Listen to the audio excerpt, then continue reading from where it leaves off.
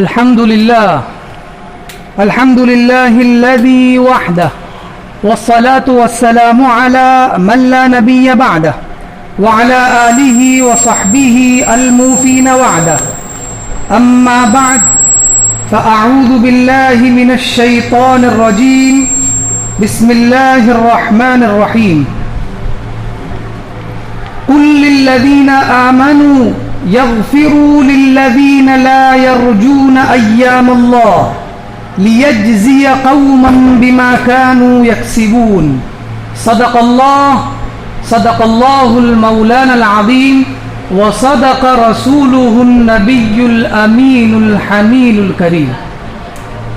آئیے درود پاک کا نذرانہ پیش کریں اور پڑھیں بآواز بلند اللہم صلی علی سیدنا و مولانا محمد وعلی آل سیدنا و مولانا محمد بارک وسلم صلاة و سلاما علیک یا رسول اللہ صلی اللہ تعالی علیہ وسلم.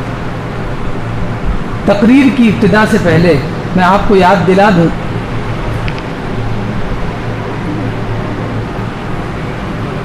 کہ آج کا دن جمعہ کا دن ہے اور یہ بہت ہی مبارک دن ہے. تو ہر دن میں کوئی ایک عمل اہمیت کا حامل ہوتا ہے ہر دن میں. تو اس دن کا سب سے اہم عمل ہے درود مبارکہ کی کثرت. تو درود مبارکہ کی کثرت کرے اور اس کے فوائد آپ اپنے آنے والے دنوں میں ہی دیکھیں گے. اور اگر آپ کو دیکھنا ہے اس کا نتیجہ تو آپ کر کے دیکھیے, کیونکہ کوئی چیز بغیر کیے ہوئے سمجھ میں آ نہیں سکتی. بہرحال آج کے خطاب کا موضوع ہے حضرت عمر رضی اللہ تعالی عنہ کی حیات اور زندگی کے کچھ لمحات. ظاہر سی بات ہے اتنے مختصر وقت میں ان کی پوری زندگی بیان کر دینا یہ محال میں ہے. تو میں نے کچھ چیزیں ان کی زندگی سے جو اہم ہے اور ہماری معاشرتی زندگی کو, سوشل لائف کو سدھار سکتی ہے, ان چیزوں کو میں نے جمع کیا.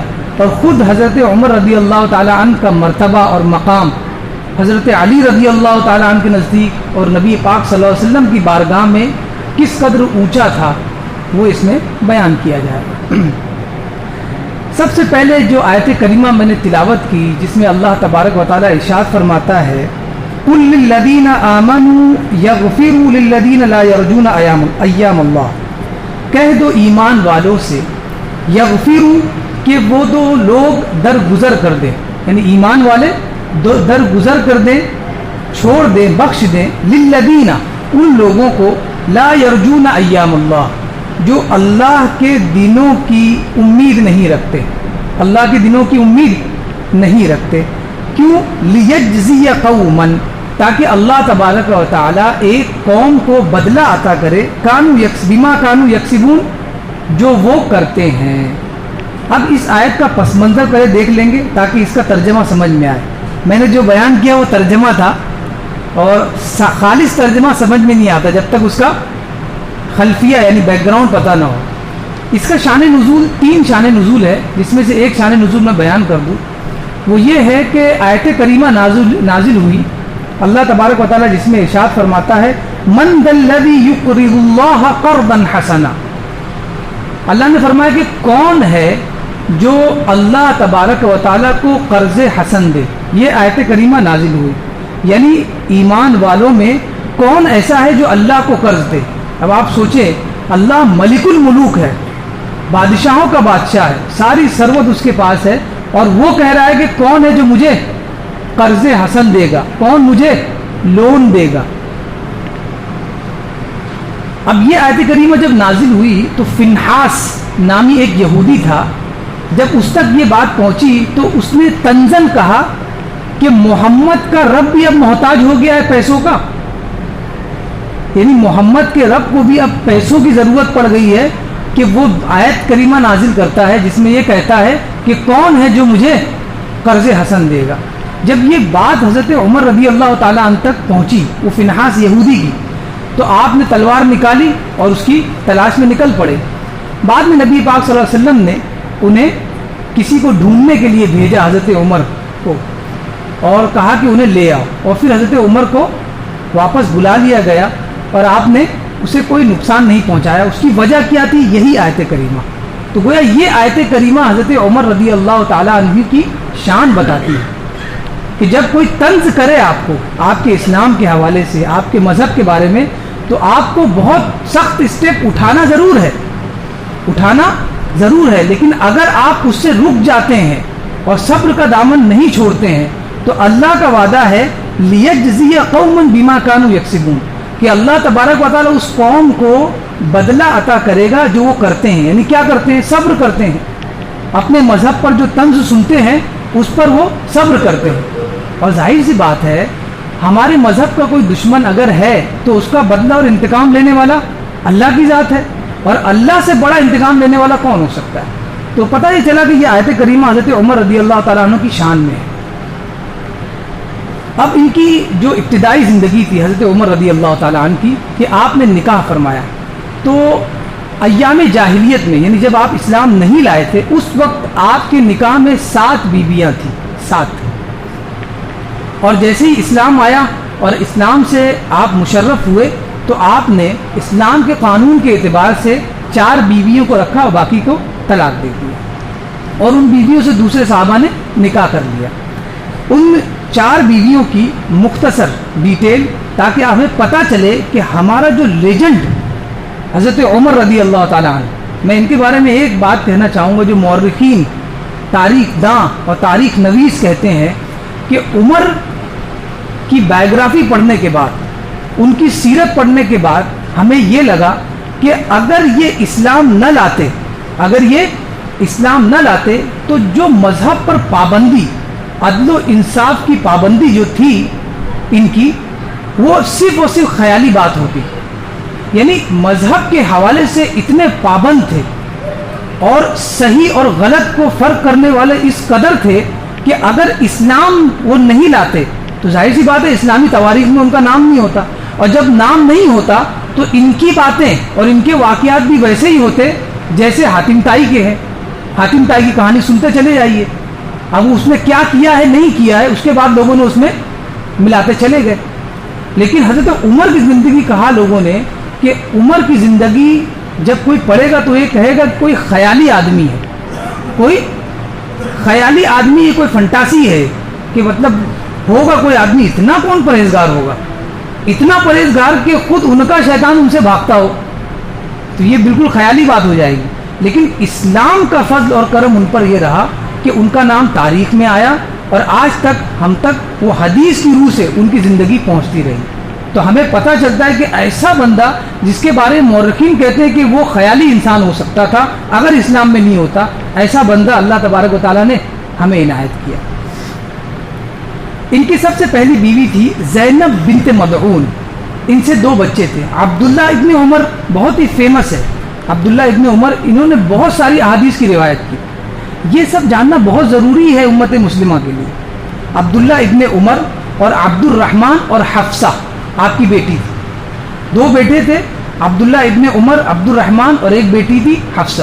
آپ کو یاد ہوگا کہ جمعہ کے خطبے میں جو طویل خطبہ ہوتا ہے، تھوڑا سی لمبا ہوتا ہے، اس میں آپ نے سنا ہوگا ابو حفص عمر بن الخطاب.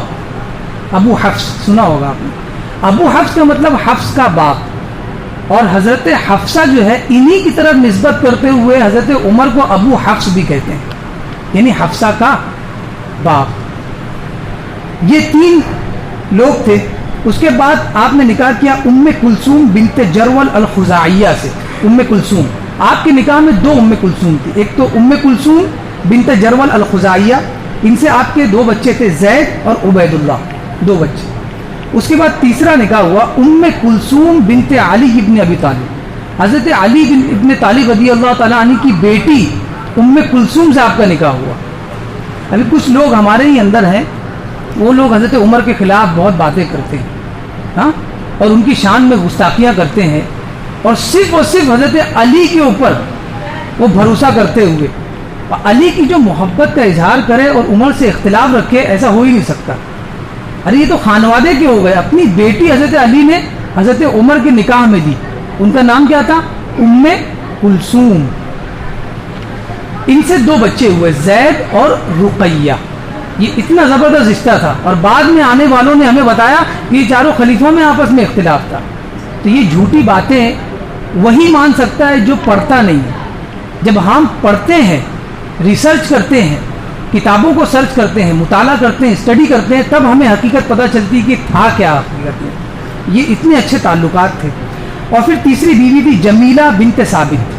ان کا نام اصل میں عاصیہ تھا. عاصیہ، عین الف صاد یا گول تھا. عاصیہ اصل میں عاصیہ کا بہت ہی نگیٹو معنی ہے، جس کا مطلب ہے گناہ کرنے والی. گناہ کرنے والی. جب آپ نے ان سے نکاح فرمایا تو انہوں نے اسلام بھی لایا. اس کے بعد اسلام لایا، اسلام سے پہلے کا نام تھا. تو جب اسلام لایا تو انہوں نے، یعنی ان کی بیوی نے، جمیلہ نے ان سے کہا، عاصیہ نے، کہ میرا کوئی نام رکھ دیں اچھا والا.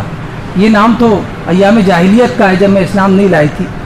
تو حضرت عمر نے کہا کہ آپ کا نام جمیلہ رکھ دیتے ہیں، آپ کا نام جمیلہ رکھ دیتے ہیں. تو اس وقت جو ہے، اس زمانے میں یہ ٹرینڈ چلا ہوا تھا. جو باندیاں ہوتی تھی جنہیں بازار میں خریدا جاتا تھا، وہ باندیوں کا نام اسی طرح کا کچھ ہوتا تھا. جمیلہ، زمردہ، اس طرح کا نام ہوتا تھا. تو جب یہ نام انہوں نے سنا تو کہا کہ میرا نام باندیوں کے نام پہ کہاں رکھ رہے ہو؟ میرے لیے نام بھی چنا تو وہ باندیوں والا نام چنا. ایک ٹرینڈ ہوتا ہے نا بعض اوقات کہ مریم کتنا اچھا نام ہے، مریم کتنا اچھا نام ہے، حضرت مریم کا نام ہے. لیکن اب وہ کوئی مریم ایسی ہو جو بھیک مانگتی ہو. ایک مثال دے رہا ہوں، اگر آپ کے محلے میں فیمس ہو تو آپ بولے ارے مریم کون رکھے گا؟ آپ اپنی بچی کا نام کبھی بھی مریم، کیونکہ آپ اس کو دیکھ رہے ہیں. ٹرینڈ چل گیا ہے کہ بھائی ہم وہ نام نہیں رکھتے. تو اس طرح اس وقت ٹرینڈ تھا کہ جمیلہ، زمردہ وغیرہ جو ہے نام یہ کس کے؟ باندیوں کے ہوتے تھے. تو انہوں نے کہا کہ عمر یہ نام مجھ کو جم نہیں رہا ہے، میں حضور کی بارگاہ میں جاتی ہوں اور ان سے عرض کروں گی کہ میرا کوئی اچھا نام رکھ دیں. حضور کی بارگاہ میں پہنچی اور کہا کہ میں عمر بن خطاب کی بیوی ہوں، عاصیہ، میرا نام عاصیہ ہے، آپ کی بارگاہ میں عرض ہے کہ میرا کوئی اچھا نام رکھ دیں. حضور نے فرمایا کہ تمہارا نام جمیلہ رکھ دیا جائے. حضور نے کیا فرمایا؟ آپ کا نام جمیلہ رکھا جاتا ہے. تو انہوں نے تعجب سے کہا کہ تعجب ہو رہا ہے کہ میرے شوہر حضرت عمر نے بھی میرا نام جمیلہ ہی سلیکٹ کیا تھا اور آپ نے بھی جمیلہ. تب حضور صلی اللہ علیہ وسلم نے جو فرمایا وہ حدیث بن گئی. آپ نے فرمایا ان اللہ جعل الحق علی لسان عمر وقلبہ. اللہ تبارک و تعالیٰ نے عمر کی زبان اور عمر کے دل پر حق کو رکھ دیا ہے. یعنی عمر جب بولتا ہے تو سوائے حق کے کچھ نہیں بولتا ہے، کیونکہ دل میں اور زبان پر صرف اور صرف حق ہے. زبان جب بولتی ہے تو حق بولتی ہے، دل جب سوچتا ہے تو حق کے علاوہ کچھ نہیں سوچتا. یہ عمر ہے جنہوں نے بہت ساری ایسی باتیں کی آیت کے نزول سے پہلے. جب آیت نازل ہوئی تو بالکل ان کی بات اور آیت کریمہ وہ جو بات جو حکم آئی تھی وہ بالکل یکجا ہو گئی، بالکل سیم ٹو سیم جو اللہ کا حکم تھا. تو جب اللہ تبارک و تعالیٰ کی راہ میں بندہ لگ جاتا ہے اور قرب خاص حاصل ہوتا ہے اور صرف اللہ کیا ہی سوچتا ہے اور بلکہ ان مباح سے بھی بچتا ہے جو گناہ کی طرف لے جائے، تب اللہ تبارک و تعالیٰ ان کو یہ چیزیں عطا کرتا ہے. بہرحال یہ ازواج ہو گئی ان کی. اب اس کے بعد ایک نیا ان کی زندگی کا موڑ، حضرت عمر رضی اللہ تعالی عنہ کی ہیبت. یہ آپ نے سنا ہوگا حضرت عمر کی ہیبت. لوگ ڈرتے تھے حضرت عمر سے، گھبراتے تھے. جہاں حضرت عمر نظر آئے تو بات نہیں کر سکتے. وجہ کیا ہے؟ آپ نے بھی ہم معاشرے میں دیکھتے ہیں بعض اوقات بچے کہتے ہیں ابا سے ہماری جمتی نہیں. دیکھیے بعض لوگ کہتے ہیں، نوجوان کیا کہتے ہیں، ابا سے ہماری جمتی نہیں ہے. آپ جا کے چیک کر لیں، آپ کو پتہ چلے گا ان کے ابا حق گو ہیں. زیادہ تر جب والد حق گو ہوتا ہے نا تو بچہ ان کو وہ ایکسیپٹ نہیں کر پاتا. ظاہر سی بات ہے، والد صاحب جو بات کہہ رہے ہیں وہ آپ کے فائدے کے لیے کہہ رہے ہیں.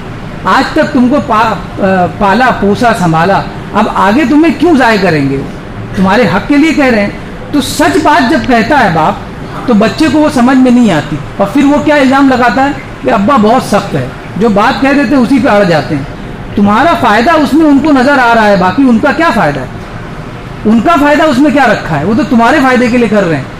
اب ان کو 90% فائدہ نظر آتا ہے، اسی لیے وہ اڑ جاتے ہیں کہ بیٹا یہی کرو. اور تم کو 10% نظر آتا ہے تو تم سوچتے ہو کہ میرا ووٹ قبول کر لیا جائے، مجھے جتا دیا جائے. تو یہ حضرت عمر کا معاملہ تھا کہ آپ حق گو تھے تو لوگ گھبراتے تھے، جو بات تھی وہ سامنے کہہ دیتے تھے. اب ان کی ہیبت کا معاملہ یہ تھا کہ بعض وہ چیزیں جو شرعاً حرام نہیں تھی اس میں بھی لوگ کرنے سے عمر کے سامنے گھبراتے تھے. ایک واقعہ ہے، قریش کی کچھ عورتیں حضور صلی اللہ علیہ وسلم کی بارگاہ میں آتی ہیں سوال کرنے کے لیے، یعنی احکام اسلام پوچھنے کے لیے کہ حضور اس کے بارے میں بتائیے کیا حکم ہے، اس کے بارے میں بتائیے کیا حکم ہے. یہ عورتیں بیٹھی ہوئی تھی اور حضور سے پوچھ رہی تھی. تو ظاہر سی بات ہے عورتیں اگر ایک سوال لے کر آئی ہو تو سمجھ لیجیے کہ اس کے پیچھے کتنا سوال ہے, اس کے پیچھے 7 سوال کم سے کم ہوگا.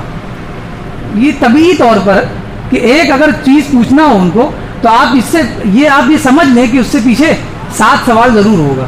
تو ظاہر سی بات ہے انہوں نے کیا, حدیث کا جملہ ہے کہ انہوں نے بہت سوال کیا حضور سے, اور سوال کرتے کرتے ان کی آواز بھی حضور کی آواز پر بلند ہو گئی. ظاہر سی بات ہے کئی عورتیں تھیں جب وہ پوچھ رہی ہوگی کہ آواز بلند ہو گئی.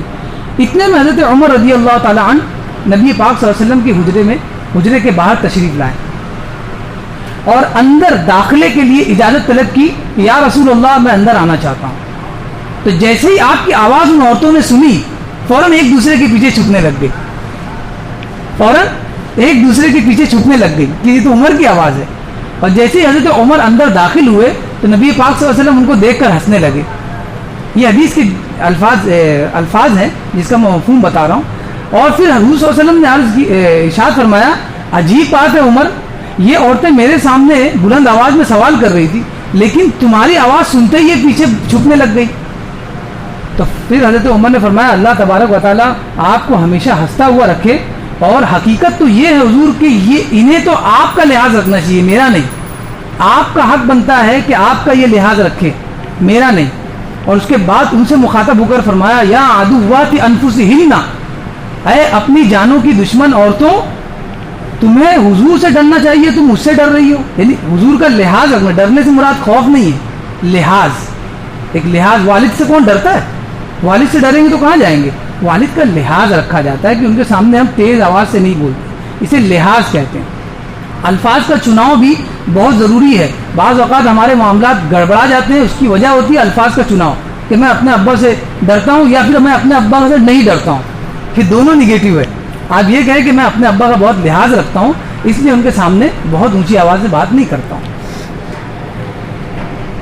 اب نبی پاک صلی اللہ علیہ وسلم سے عرض کی کہ یا رسول اللہ یہ کیسی عورتیں ہیں کہ یہ آپ کے سامنے آپ کا لحاظ نہیں رکھتی, میرا رکھ رہی ہے. اور پھر ان سے بھی کہا کہ تم اپنی جان پہ ظلم کر رہی ہو, تم اپنی جان کی دشمن ہو کہ تم مجھے حضور کو چھوڑ کر مجھ سے ڈر رہی ہو.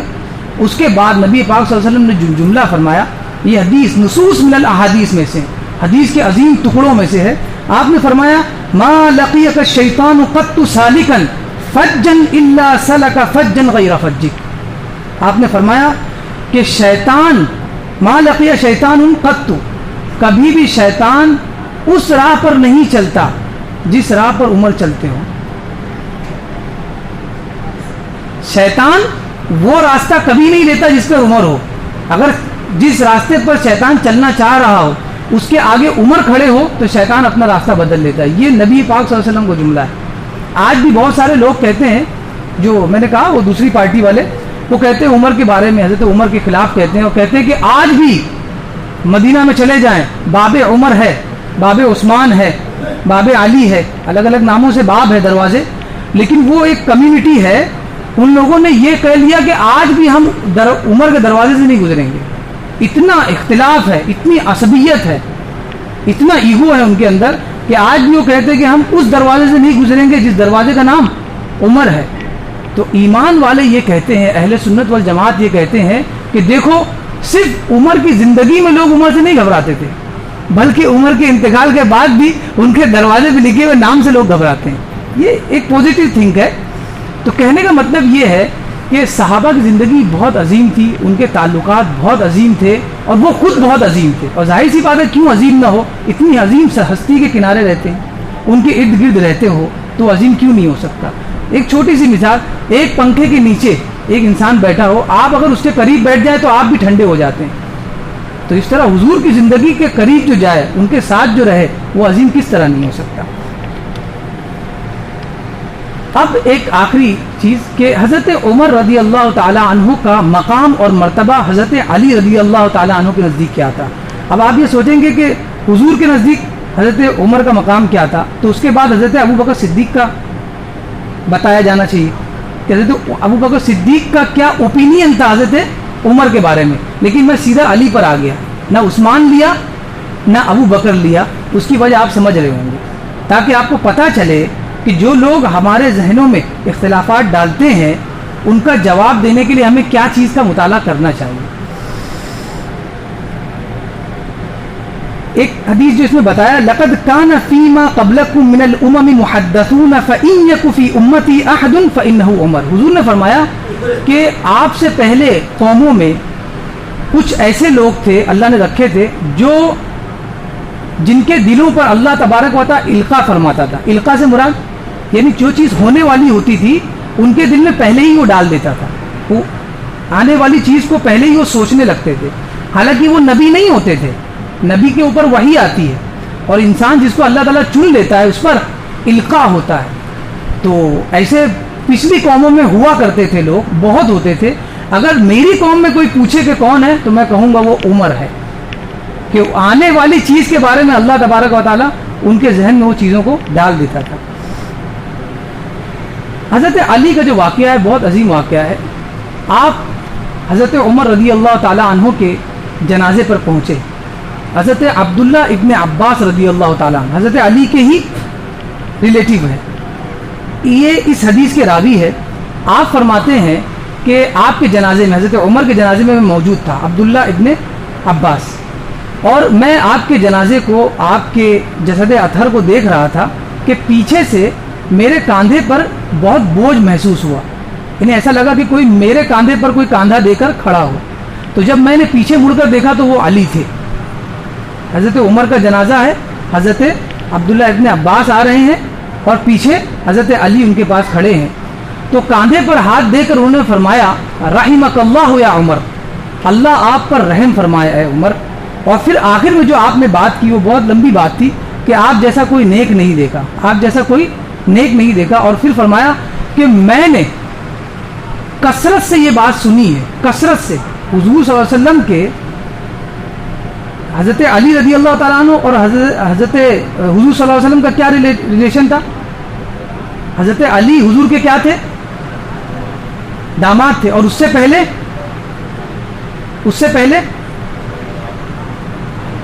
بھائی تھے. کون سے بھائی تھے؟ چچا زاد بھائی تھے, ہے نا. تو پہلے سے ان کا ریلیشن تھا. پہلے سے حضرت ابو طالب جو ہے یہ چچا ہے کس کے؟ حضور کے.